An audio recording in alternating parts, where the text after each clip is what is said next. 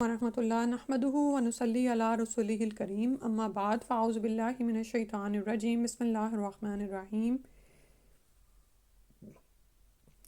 رب اشرح لی صدری ویسر لی امری واحلل عقدۃ من لسانی یفقہوا قولی۔ کتاب الرحیق المختوم آج پڑھنا ہے ٹاپک ابو طالب کی خدمت میں قریش کا آخری وفد۔ اس سے پہلے جو ہم نے پچھلی دفعہ مکمل کیا تھا وہ تھا شیب ابی طالب میں، جب مسلمانوں کو اور بلکہ ان قبائل کو محصور کیا گیا تھا اور ان سے ہر طرح کے معاشرتی روابط ختم کر دیے گئے تھے،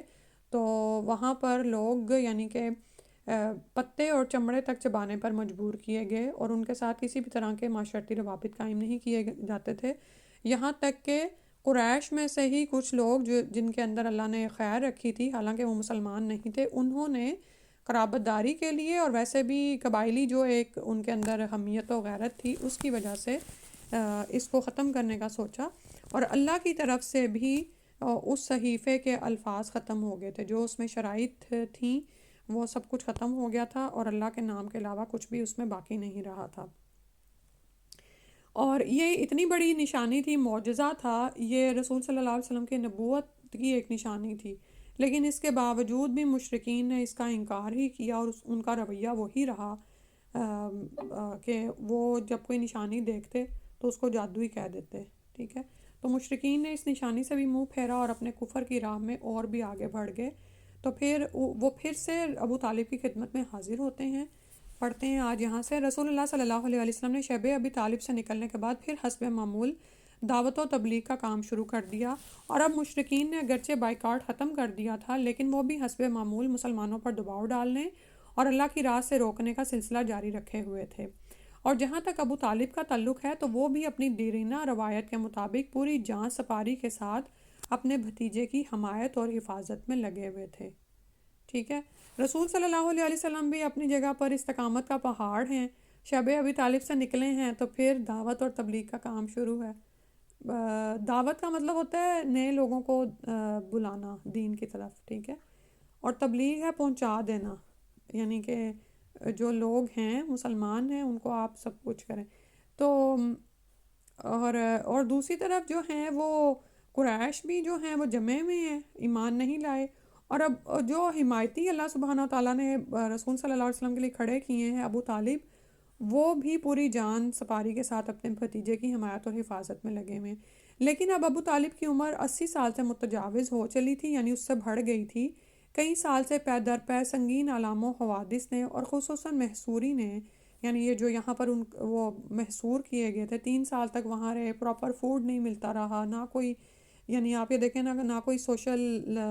انٹریکشنز تھے، جیسے باہر نکلنا ہوتا ہے کرنا ہوتا ہے، ان سب چیزوں نے ان کو توڑ کر رکھ دیا تھا۔ ان کے قوا یعنی ان کے جو قوتیں تھیں، اعضاء تھے، مزمل ہو گئے تھے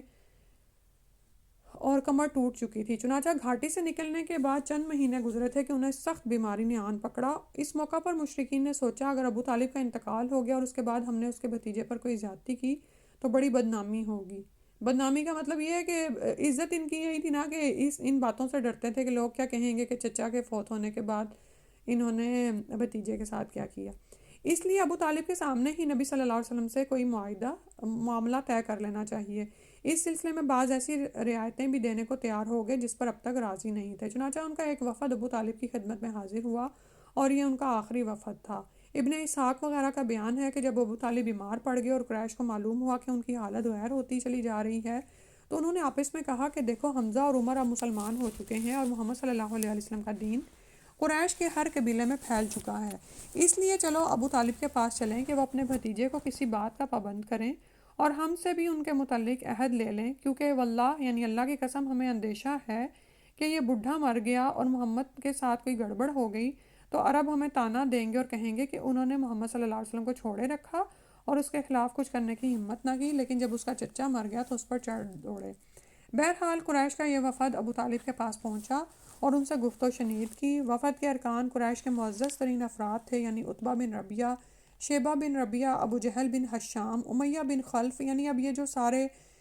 جو اسلام کے کٹر دشمن ہیں، ابو سفیان بن حرب جو تب تک ایمان نہیں لائے تھے، اور دیگر اشراف قریش جن کی کل تعداد تقریباً 25 تھی۔ اشراف قریش یعنی جو ان کے اندر ایلیٹ کلاس تھی انہوں نے کہا اے ابو طالب، ہمارے درمیان آپ کا جو مرتبہ و مقام ہے اسے آپ بخوبی جانتے ہیں، اور آپ جس حالت سے گزر رہے ہیں وہ بھی آپ کے سامنے ہے۔ ہمیں اندیشہ ہے، یعنی ڈر ہے کہ یہ آپ کے آخری ایام ہیں، یعنی موت قریب ہے۔ ادھر ہمارے اور آپ کے بھتیجے کے درمیان جو معاملہ چل رہا ہے اس سے بھی آپ واقف ہیں۔ ہم چاہتے ہیں کہ آپ انہیں بلائیں اور ان کے بارے میں ہم سے کچھ عہد و پیمان لیں، اور ہمارے بارے میں ان سے عہد و پیمان لیں،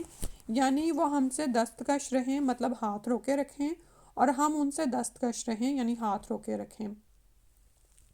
وہ ہم کو ہمارے دین پر چھوڑ دیں اور ہم ان کو ان کے دین پر چھوڑ دیں۔ اس پر ابو طالب نے آپ صلی اللہ علیہ وسلم کو بلوایا، اور آپ صلی اللہ علیہ وسلم تشریف لائے تو کہا، بھتیجے، یہ تمہاری قوم کے معزز لوگ ہیں، تمہارے ہی لیے جمع ہوئے ہیں، یہ چاہتے ہیں کہ تمہیں کچھ عہد و پیمان دیں، یعنی کوئی وعدے وغیرہ کریں، کوئی میثاق باندھیں، اور تم بھی انہیں کچھ عہد و پیمان دے دو۔ اس کے بعد ابو طالب ان کی پیشکش کا ذکر کیا۔ ابو طالب نے ان کی پیشکش ذکر کی کہ کوئی بھی فریق دوسرے سے تعارض نہ کرے۔ جواب میں رسول اللہ صلی اللہ علیہ وسلم نے وفد کو مخاطب کر کے فرمایا،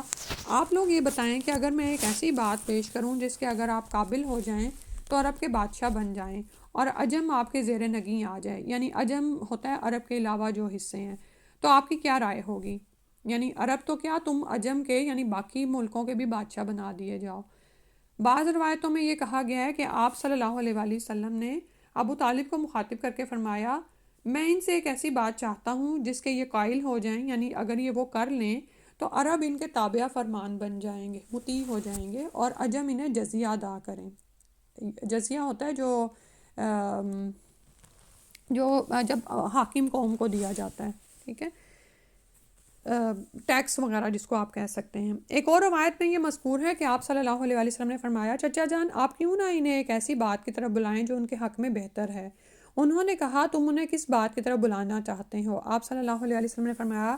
میں ایک ایسی بات کی طرف بلانا چاہتا ہوں جس کے یہ قائل ہو جائیں تو عرب ان کا تابع فرمان بن جائیں اور عجم پر ان کی بادشاہت قائم ہو جائے۔ ابن اسحاق کی ایک روایت ہے کہ آپ صلی اللہ علیہ وسلم نے فرمایا، آپ لوگ صرف ایک بات مان لیں جس کی بدولت آپ عرب کے بادشاہ بن جائیں گے اور عجم آپ کے زیر نگیں آ جائے گا، یعنی آپ اس کے بادشاہ ہوں گے۔ بہرحال جب یہ بات آپ صلی اللہ علیہ وسلم نے کہی تو وہ لوگ کسی قدر توقف میں پڑ گئے، یعنی رکے، انہوں نے سٹاپ کیا، پاز دیا، اور سٹ پٹا سے گئے، یعنی حیران ہوئے، سرپرائز ہو گئے۔ وہ حیران تھے کہ صرف ایک بات جو اس قدر مفید ہے اسے مسترد کیسے کریں، یعنی کیسے جھٹلائیں اور ریجیکٹ کریں۔ آخرکار ابو جہل نے کہا، اچھا بتاؤ وہ بات کیا ہے؟ تمہارے باپ کی قسم، ایسی ایک بات تو کیا 10 باتیں بھی پیش کرو تو ہم ماننے کو تیار ہیں، یعنی کون بادشاہ نہ بننا پسند کرے گا، اور بادشاہ بھی وہ جو عرب کا بھی ہو اور عرب کے علاوہ کنٹریز کا بھی۔ آپ صلی اللہ علیہ وآلہ وسلم نے فرمایا، آپ لوگ لا الہ الا اللہ کہیں اور اللہ کے سوا جو کچھ پوچھتے ہیں اسے چھوڑ دیں۔ اس پر انہوں نے ہاتھ پیٹ پیٹ کر اور تالیاں بجا بجا کر کہا، محمد صلی اللہ علیہ وسلم، تم یہ چاہتے ہو کہ سارے خداؤں کی جگہ بس ایک ہی خدا بنا ڈالو؟ واقعی تمہارا معاملہ بڑا عجیب ہے۔ پھر آپس میں ایک دوسرے سے بولے، خدا کی قسم، یہ شخص تمہاری کوئی بات ماننے کو تیار نہیں، لہٰذا چلو اور اپنے آباء و اجداد کے دین پر ڈٹ جاؤ یہاں تک کہ اللہ ہمارے اور اس شخص کے درمیان فیصلہ فرما دے۔ اس کے بعد انہوں نے اپنی اپنی راہ لی۔ اس واقعے کے بعد انہی لوگوں کے بارے میں قرآن مجید کی یہ آیات نازل ہوئیں۔ یہ سورہ صاد کی شروع کی آیات ہیں۔ قسم ہے نصیحت سے بھرے ہوئے قرآن کی، بلکہ جنہوں نے کفر کیا وہ ہیکڑی اور ضد میں ہیں۔ ہم نے کتنی ہی قومیں ان سے پہلے ہلاک کر دیں اور وہ چیخے چلائے، لیکن اس وقت جب کہ بچنے کا وقت نہیں تھا۔ انہیں تعجب ہے کہ ان کے پاس انہی میں سے ایک ڈرانے والا آ گیا۔ کافر کہتے ہیں کہ یہ جادوگر ہے، بڑا جھوٹا ہے، کیا اس نے سارے معبودوں کی جگہ بس ایک ہی معبود بنا ڈالا؟ یہ تو بڑی عجیب بات ہے۔ اور ان کے بڑے یہ کہتے ہوئے نکلے کہ چلو اور اپنے معبودوں پر ڈٹے رہو۔ یہ ایک سوچی سمجھی بات ہے، ہم نے کسی اور ملت میں یہ بات نہیں سنی، یہ محض گھڑنت ہے، یعنی گھڑی ہوئی بات ہے۔ یہ آیات 1 سے 7 تک تلاوت سن لیتے ہیں اور اس کو پھر ہم سمجھنے کی بھی کوشش کریں، کیونکہ ترجمہ میں نے آپ کے سامنے پہلے پڑھ دیا ہے، ٹھیک ہے۔ سورہ صاد میں شروع کی آیات ہیں انشاءاللہ۔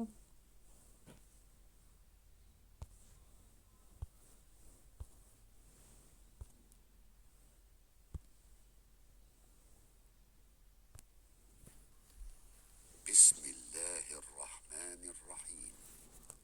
صاد والقرآن ذي الذكر بل الذين كفروا في عزة وشقاق كم أهلكنا من قبلهم من قرن فنادوا ولا تحين مناص وعجبوا أن جاءهم منذر منهم وقال الكافرون هذا ساحر كذاب أجعل الآلهة إلها واحدا إن هذا لشيء عجاب وانطلق الملأ منهم أن امشوا واصبروا على آلهتكم إن هذا لشيء يراد ما سمعنا بهذا في الملة الآخرة إن هذا إلا اختلاق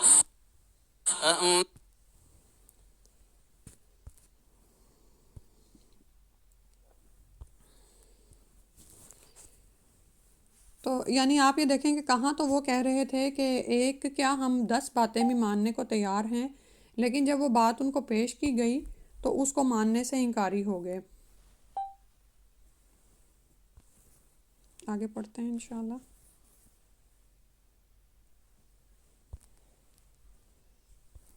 تو یہ وہ آخری وفد تھا جو ابو طالب کی خدمت میں حاضر ہوا، یعنی یہ بار بار ابو طالب کی خدمت میں آئے ہیں قریش، اور یہ آخری وفد تھا جس میں یہ حاضر ہوئے۔ اور آپ یہ دیکھیں کہ دنیا میں انسان کو اقتدار کی ہوس تو ہوتی ہے، ان کو بھی اختیار تو چاہیے ہی تھا، لیکن یہ بات ماننے کو تیار نہیں تھے کہ یہ ہمیں توحید کا پیغام دیتا ہے، اور کہنے کیا لگے کہ سارے خداؤں کی جگہ بس ایک ہی خدا بنا ڈالا ہے، ٹھیک ہے؟ اور پھر وہی ان کی جو روش تھی کہ ماننے کو تیار نہیں تھے اور کہتے کہ یہ جادوگر ہے، جھوٹا ہے۔ تو اور یہاں پر عمل کی بات یہ ہے کہ آپ یہ دیکھیں کہ یہ وعدے ہم سے بھی کیے گئے ہیں، یعنی دنیا کے مفاد کی خاطر انسان کیا کرتا ہے، آخرت کو بھولا بیٹھا ہے اور آخرت کی تیاری نہیں کرتا۔ حالانکہ اللہ کا وعدہ ہے کہ اگر تم اپنی آخرت کی تیاری کے لیے اللہ سے ایک سودا کر لو گے نا، اور اللہ سے جنتیں حاصل کرنے کے لیے اللہ کے دین کی سربلندی کی راہ میں لگ پڑو گے تو دنیا کہیں نہیں جائے گی، دنیا کا اختیار و اقتدار بھی تمہیں دیا جائے گا۔ لیکن ہم میں سے کتنے ہیں کہ اس وعدے پر ایمان لا کر اپنا سب کچھ دین کی راہ میں قربان کرتے ہیں؟ آپ یہ دیکھیں کہ صحابہ نے اگر اس بات کو مان لیا تو کس طرح وہ کیسر و کسریٰ کے خزانوں کے مالک بنا دیے گئے۔ ہاں یہ ہے کہ صبر اور استقامت دکھانی پڑتی ہے۔ تو حرص اور لالچ ہمیں یہی ہوتا ہے کہ ہم فوری فائدے چاہتے ہیں، ٹھیک ہے؟ اگر آج ہم سے کوئی کہے کہ اپنی اتنے ڈالرز کی جاب چھوڑ کے تم دین سیکھنا شروع کر دو اور دین پھیلانا شروع کر دو، تو سب سے پہلے ہمیں تو اپنے اسٹیٹس کی پڑ جاتی ہے کہ ہم کھائیں گے کہاں سے، اور وہ جو ساری آسائشیں اور سہولتیں میں نے مہیا کی ہوئی ہیں وہ میرے پاس کہاں سے آئیں گی، ٹھیک ہے؟ تو اگر ہم اس پر صبر کر جائیں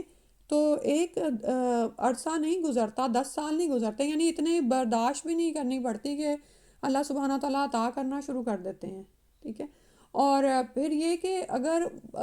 مونیٹری معنوں میں یعنی کہ مادی لحاظ سے آپ کو دنیا کے یہ فوائد نہ بھی ملے نا دین کی راہ پر کام کرتے ہوئے، تو جو اطمینان و سکون اس راہ پہ ہے نا، وہ غیر شرعی احکامات پر چلنے میں اور اللہ کی ناراضی مول لینے میں ہرگز بھی نہیں ہے۔ چاہے آپ ڈالرز میں ہی کھیلتے رہیں، چاہے آپ کے پوری دنیا میں بے شمار ہی محلات ہوں اور کتنا ہی مال و دولت آپ کے پاس ہو، وہ دولت سکون نہیں دیتی،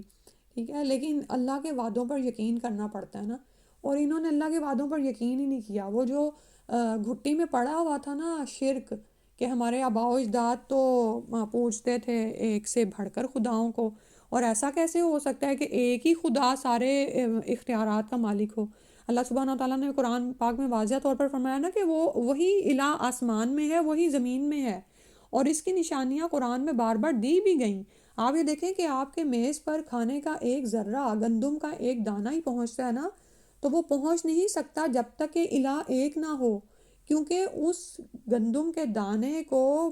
پرورش چڑھانے کے لیے اللہ تعالیٰ کی ساری فورس مل کے کام کرتی ہے،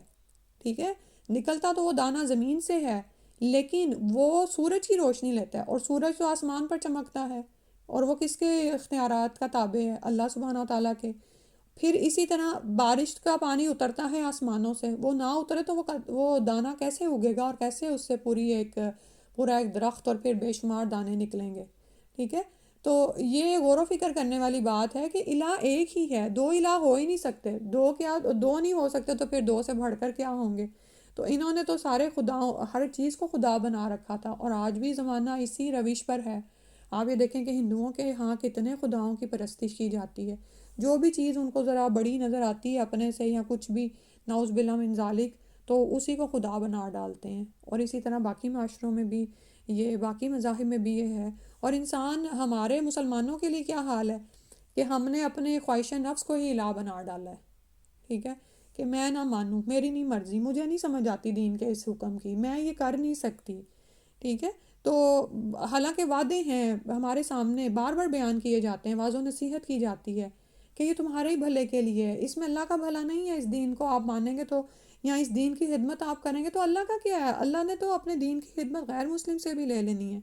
تو ہم نے یہ دیکھنا ہے کہ کیا ایسا ہی ہمارا ہی رویہ تو نہیں ہے کہ صاف اور سیدھی باتیں جن کو ماننے پر ہمیں اتنے آسائشوں کا اور اتنی ابدی نعمتوں کے وعدے ہم سے کیے گئے ہیں، لیکن اس کے برعکس ہمارا کیا رویہ ہے، ٹھیک ہے۔ یعنی دین کے لیے کیا ہم قربانی کے درجے پر کام کر رہے ہیں؟ یہ دیکھتے ہیں اپنی زندگی میں۔ آگے ہے غم کا سال، ابو طالب کی وفات ہوتی ہے۔ ابو طالب کا مرض بڑھتا گیا اور بالآخر وہ انتقال کر گئے۔ ان کی وفات شیب ابی طالب کی محصوری کے خاتمے کے 6 ماہ بعد رجب سن 10 نبوی میں ہوئی۔ ایک قول یہ بھی ہے کہ انہوں نے خدیجہ رضی اللہ عنہ کی وفات سے صرف 3 دن پہلے ماہ رمضان میں وفات پائی۔ صحیح بخاری میں حضرت مسیب رضی اللہ عنہ سے مروی ہے کہ جب ابو طالب کی وفات کا وقت قریب آیا تو نبی صلی اللہ علیہ وسلم ان کے پاس تشریف لے گئے۔ وہاں ابو جہل بھی موجود تھا۔ آپ صلی اللہ علیہ وسلم نے فرمایا، چچا جان آپ لا الہ الا اللہ کہہ دیجئے، بس ایک کلمہ جس کے ذریعے میں اللہ کے پاس آپ کے لیے حجت پیش کر سکوں، یعنی کوئی دلیل تو لا سکوں کہ میرے چچا نے یہ کلمہ پڑھ لیا تھا۔ ابو جہل اور عبداللہ بن امیہ نے کہا، ابو طالب کیا عبد المطلب کی ملت سے رخ پھیر لو گے؟ یعنی وہ دین، وہ مذہب، یا وہ طریقہ جس پر تمہارے آباء و اجداد، باپ کا وہ یعنی کہ غیرت دلائی نا وہ تھے، تو اس سے تم منہ پھیر لو گے اب؟ پھر یہ دونوں برابر ان سے بات کرتے رہے، یہاں تک کہ آخری بات جو ابو طالب نے لوگوں سے کہی یہ تھی، عبد المطلب کی ملت پر، یعنی میں اسی پر فوت ہوتا ہوں۔ نبی صلی اللہ علیہ وسلم نے فرمایا، میں جب تک آپ سے روک نہ دیا جاؤں آپ کے لیے دعائے مغفرت کرتا رہوں گا۔ اس پر یہ آیت نازل ہوئی، ما کان للنبی والذین آمنوا ان یستغفروا للمشرکین ولو کانوا اولی قربی من بعد ما تبین لہم انہم اصحاب الجحیم۔ سورہ توبہ کی آیت ہے۔ نبی صلی اللہ علیہ وآلہ وسلم اور اہل ایمان کے لیے درست نہیں کہ مشرکین کے لیے دعائے مغفرت کریں، اگرچہ وہ قرابہ دار ہی کیوں نہ ہوں، جبکہ ان پر یہ واضح ہو چکا ہے کہ وہ لوگ جہنمی ہیں۔ تو یہاں سے ہمارے لیے بھی ایک عمل کی بات پتہ چلتی ہے کہ جب تک کہ کوئی زندگی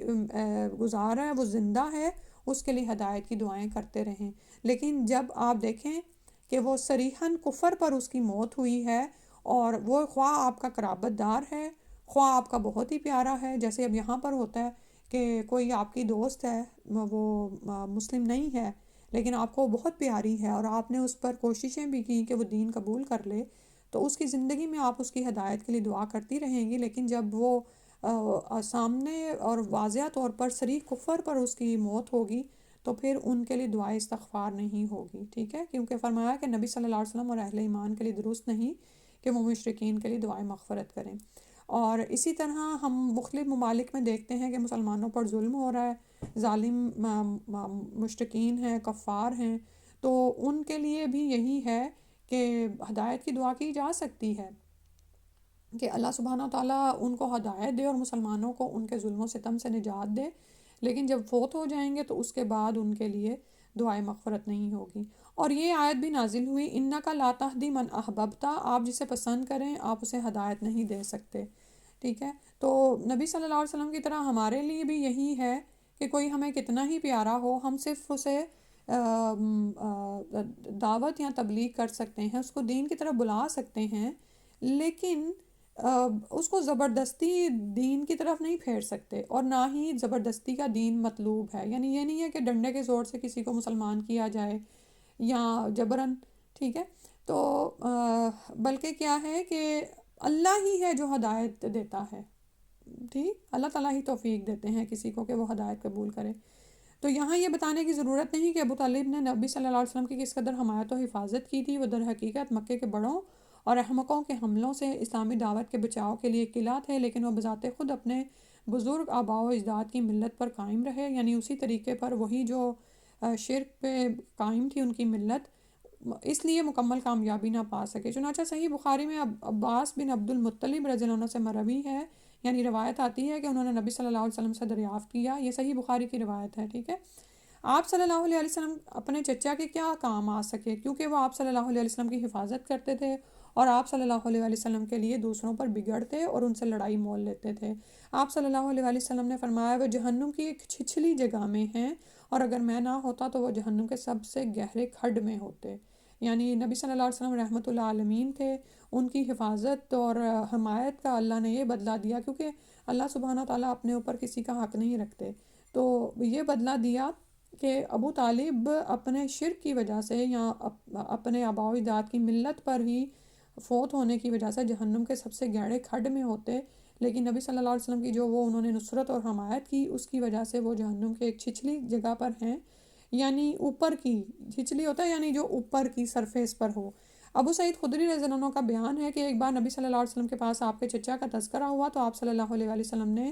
فرمایا ممکن ہے قیامت کے دن انہیں میری شفاعت فائدہ پہنچا دے اور انہیں جہنم کی ایک کم گہری جگہ میں رکھ دیا جائے کہ آگ صرف ان کے دونوں ٹخنوں تک پہنچ سکے۔ یہ اوپر والی حدیث کی بھی وضاحت ہو جاتی ہے، اوپر جو چھچلی جگہ آیا تو وہ کیا ہے کہ آگ ان کے دونوں ٹخنوں تک صرف پہنچ رہی ہوگی، لیکن آپ یہ دیکھیں کہ اس کے باوجود بھی کچھ اور روایتوں سے ہمیں پتہ چلتا ہے کہ اس آگ سے بھی جو ہے نا ان کا سر ہنڈیا کی مانند کھول رہا ہوگا، کیونکہ آپ یہ دیکھیں کہ دنیا کی آگ ہی جو ایک جگہ پر بھی ہمیں ہلکا سا کیا ہوتا ہے توے کی سائڈ لگ جاتی ہے نا روٹی ڈالتے ہوئے، تو ایک لائن ہی پڑتی ہے بازو پہ، لیکن وہ چین نہیں لینے دیتی ہمیں۔ اور اسی طرح کہاں کہ جہنم کی آگ جو 69 ٹائمز دہکار یعنی کہ دنیا کی آگ سے زیادہ کی گئی ہے، تو یہاں تک ہی پڑھتے ہیں اور اس بات پہ اس کو ختم کرتے ہیں کہ ہم اس آگ سے ڈر جائیں، کہ اس آگ سے بچنا اسی دنیا میں ہی ہے تیاری کر کے، یعنی نبی صلی اللہ علیہ وسلم نے فرمایا تھا نا کہ مجھ سے جو مانگتے ہو نا اس دنیا میں مانگ لو، لیکن دین کی دعوت کو قبول کر لو، وہاں پہ میں تمہارے کچھ کام نہیں آؤں گا۔ اگر دین اسلام ساتھ نہیں ہوگا تو شفاعت محمدیہ کام نہیں آئے گی۔ اگر عقائد میں بگاڑ ہے، عقائد وہی شرکیاں ہیں، وہی بدعات میں ہم پڑے ہوئے ہیں، وہی آباء و اجداد کے رسم و رواج ہیں جو ہماری زندگی سے نکل ہی نہیں رہے، اور ہم یہ بھی نہیں چیک کر رہے کہ وہ ان پر شریعت کی مہر ہے یا نہیں ہے، اور ہم صرف ان کو اس لیے اپنائے ہوئے ہیں کہ ہم ایک بھیڑ چال میں ہیں کہ جو کچھ ہم نے اپنے بڑوں کو کرتے دیکھا ہے ہم وہی اندھا دھند کر رہے ہیں۔ دین اسلام کو ہم نے شعوری سطح پر قبول ہی نہیں کیا، اس کو اپنی زندگیوں میں شامل ہی نہیں کیا، یہ صرف مساجد تک ہے یا ہماری نمازوں تک ہے، نماز سے فارغ ہوتے ہیں تو ہماری وہی زندگی ہے جو باقیوں کی ہے، کفار و مشرکین کی ہے، تو پھر ہم کیسے شفاعت محمدیہ کے طلبگار ہیں؟ ٹھیک ہے، اگر عقائد میں بگاڑ ہے، اگر ہم بھی نعوذ باللہ مشرکین کی طرح اس بات کو تسلیم کرتے ہیں کہ اللہ کے اختیارات میں کوئی شریک ہے، یا یہ کہ اللہ کے ہاں کوئی اللہ پر زور دے کر ہماری سفارش کر دے گا، یا ہمیں کسی کا سید ہونا کام آ جائے گا، یا یہ کہ ہمارے ماں باپ بڑے نیک بزرگ تھے تو ہم جو مرضی کریں، ٹھیک ہے، اگر ہمارے ایسے کوئی عقائد ہیں تو دنیا میں ہی ان کی اصلاح کرنے کی ضرورت ہے، کیونکہ وہاں پر جب نعوذ باللہ جب فیصلہ ہوگا تو وہ یہ قرآن و سنت کے احکامات اور اس میں بتائے گئے عقائد کے مطابق ہوگا۔ شفاعت کا کوئی قانون وہاں پر لاگو ہوگا تو وہی ہوگا جو کہ اللہ نے واضح فرما دیا، جو آیت الکرسی میں بھی آتا ہے، ٹھیک ہے، اور اسی طرح اگر کوئی شفاعت کسی کے حق میں قبول کی جائے گی تو وہ بھی اللہ کے حکم سے اور اللہ کے بنائے ہوئے عقائد قوانین کے مطابق ہی، اس میں ہمارا کوئی کام نہیں آئے گا کہ ہم نے اپنے ذہن میں کوئی گھڑا ہوا ہے کہ فلاں پیر بزرگ داتا میرے کام آ جائے گا، اللہ نے اس کی کوئی سند کوئی مہر نہیں اتاری ہے، ٹھیک ہے۔ اللہ سبحانہ تعالیٰ ہمیں محفوظ فرمائے، اور آپ یہ دیکھیں کہ اگر 3 دفعہ ہم جنت کو مانگے تو جنت کہتی ہے کہ یا اللہ اسے جنت عطا کر دے، اور 3 دفعہ جہنم سے پناہ مانگے تو جہنم کہتی ہے کہ یا اللہ اسے جہنم سے نجات دے، تو کیا ہم روزانہ یہ دعا ہی اپنی دعاؤں میں شامل رکھتے ہیں کہ اللہم انی اسألک الجنہ واعوذ بک من النار، اللہم انی اسألک الجنہ واعوذ بک من النار، اللہم انی اسألک الجنہ واعوذ بک من النار، سبحانک اللہم و بحمدک اشہد ان لا الہ الا انت استغفرک و اتوب الیک۔ جزاک اللہ خیر۔ السلام علیکم۔